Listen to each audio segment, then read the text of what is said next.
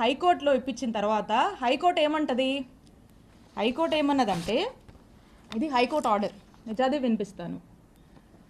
Learned assistant government pleader takes notice on behalf of the respondents and state and seeks time for getting instructions. List in second week of February 2025. ఇది order.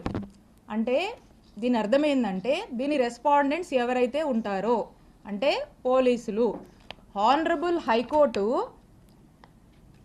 పోలీసులని remarks అడుగుద్ది ఈ complaint సంబంధించి. తర్వాత దీన్ని ఫిబ్రవరి 2nd వీక్కి post చేస్తుంది. ఇంతే ఈ order. ఈ ఆర్డర్లో ఏమీ కూడా నా మీద కేసు ఫైల్ చేయమని, ఎఫ్ఐఆర్ కట్టమని ఏమీ లేదు. ఈ ఆర్డర్ ఇలా ఉంటే ఈ హానరబుల్ హైకోర్ట్ ఆర్డర్ని దీన్ని ఈ పుల్లారావు గారు అదే వ్యక్తితో మళ్ళా ఎస్పీ ఆఫీస్కి పంపించి హానరబుల్ హైకోర్టుని మిస్లీడ్ చేస్తూ, హానరబుల్ హైకోర్టు మీద నెట్టేసి, హానరబుల్ హైకోర్టుని మిస్కోట్ చేస్తూ ఏమంటారు? హానరబుల్ హైకోర్టు నా మీద, ఆవిడ మీద కేసు కట్టండి అని చెప్పారని హానరబుల్ హైకోర్టు మీద నెట్టి ప్రజల్లోకి కోర్టే కేసు కట్టమని చెప్పిందని చెప్పి పంపించేటువంటి ఫ్రీలర్స్ ఇచ్చి ఒక ప్రయత్నం చేసి, అంతలోపే ఇక్కడ ఉన్నటువంటి పోలీసులు నా మీద కేసు కట్టారు, ఎస్సీ ఎస్టీ అట్రాసిటీ పెట్టారు. పూర్తిగా అవాస్తవాలతో ఒక కథల్లి, ఈ కథలో ఇక్కడే మనం దీన్ని నిజం చేస్తే జనం అనుకుంటారని అక్కడ దాకా పంపించి, అక్కడ ఏం డైరెక్షన్ హానరబుల్ హైకోర్టు నుంచి ఏ డైరెక్షన్ లేకపోయినప్పటికి కూడా ఇక్కడ పోలీసుల్ని ప్రెజర్ చేసి జనాల్లోకి కోర్టే విధించమని చెప్పిందని కోర్టుని మిస్లీడ్ చేస్తూ ఇక్కడ కేసు కట్టారు. ఎంత డ్రామానో చూడండి. ఇదిట్లా ఉంటే రాష్ట్రంలో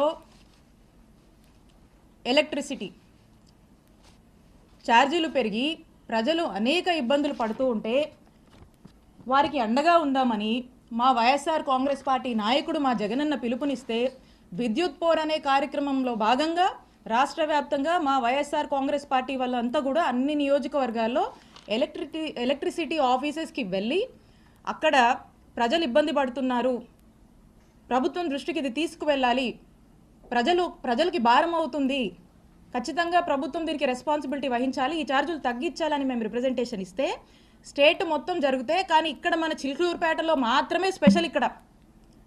ఇక్కడ మా వైఎస్ఆర్ కాంగ్రెస్ పార్టీ నాయకుల మీద, యాక్టివ్ లీడర్స్ కార్యకర్తల మీద 30 మంది మీద నాతో సహా ఇక్కడ కేసు కట్టారు. ఇక్కడంట వైఎస్ఆర్ కాంగ్రెస్ పార్టీకి సంబంధించినటువంటి నాయకులు కార్యకర్తలు బయటికి రావద్దు, యాక్టివిటీస్ చేయొద్దు, ఎక్కడ కూడా గొంతెత్తి మాట్లాడొద్దు, ఎవ్వరూ కదలాడకూడదంట. ప్రతి గ్రామం నుంచి ఈ రోజున పోలీస్ స్టేషన్లో కేసులు పెట్టడం, పోలీస్ స్టేషన్లోకి పిలిపించడము, హరాస్ చేయడము, తిట్టడము, కొట్టడము, కేసులు పెట్టడము, అరెస్టులు చేయడము, జైల్లోకి తీసుకువెళ్ళడము, ఈ విధమైనటువంటి అరాచక పాలన చిలుకూరుపేట నియోజకవర్గంలో నడుస్తోంది. ఇదట్లా ఉంటే ఇక్కడున్న చాలామందికి తెలుసు, మా మామగారు 80 సంవత్సరాల వయసు కన్నా పెద్దోడండి. ఆ వయసులో ఉన్నటువంటి పెద్ద మనిషి మీద కూడా కేసు కట్టించాడు ఈ ఎమ్మెల్యే పుల్లారావు. నా మరిది ఫారిన్ సిటిజన్, ఫారిన్లో వ్యాపారాలు చేసుకుంటే నా మరిది మీద కేసు కట్టించాడు ఈ ఎమ్మెల్యే పుల్లారావు. నాకేనా కుటుంబం ఉంది? మీకు లేదా కుటుంబం? ఎన్ని రోజులు సాగుద్ది అనుకుంటున్నారు ఇట్లా? ఎన్ని రోజులు నడుస్తుంది అనుకుంటున్నారు ఇట్లా? నేను ఇక్కడ మీకు ఒక్కటే చెప్పాలనుకుంటున్నా, ఈరోజు నా కుటుంబాన్ని, మా వైఎస్ఆర్ కాంగ్రెస్ పార్టీ నాయకుల్ని కార్యకర్తల్ని మీరు ఇబ్బంది పెడతా ఉన్నారు. పుల్లారావు గారు, మీకంటూ ఓ రోజు వస్తుంది, గుర్తుపెట్టుకోండి. ఇంకోసారి చెప్తున్నా, మా కుటుంబం జోలికి వస్తున్నారు కదా, మాది పురుషోత్తపట్నం, గుర్తుపెట్టుకోండి, ఊహించుకోండి ఒకసారి. నేను ఇక్కడ మీ మీద గెలిచి మిమ్మల్ని ఇంట్లో కూర్చోబెట్టాను. ఇక్కడ 5 ఏళ్ళు నేను పనిచేశా, నేను ఎమ్మెల్యేగా చేశా, నేను మంత్రిగా పనిచేశా. కానీ ఎక్కడ కూడా ఇలాంటి వాతావరణాన్ని క్రియేట్ చేయాల, ఇలాంటి అరాచక పాలనకు మేము ప్రోత్సహించలా. ఎక్కడా కూడా ఏదన్నా కూడా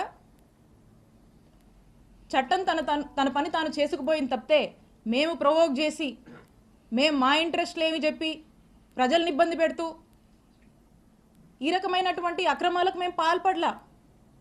ఒక పీస్ఫుల్ ఎన్వైరన్మెంట్ ప్రతి ఒక్కరికి, అన్ని వర్గాల వాళ్ళకి మేము కల్పించి ప్రతి ఒక్కరూ కూడా సంతోషంగా ఉండి, వాళ్ళకి ఇంకేదైనా కష్టాలు ఉంటే వాళ్లకు మేము తోడుగా అండగా ఉండేటువంటి కార్యక్రమాన్ని చేశాం.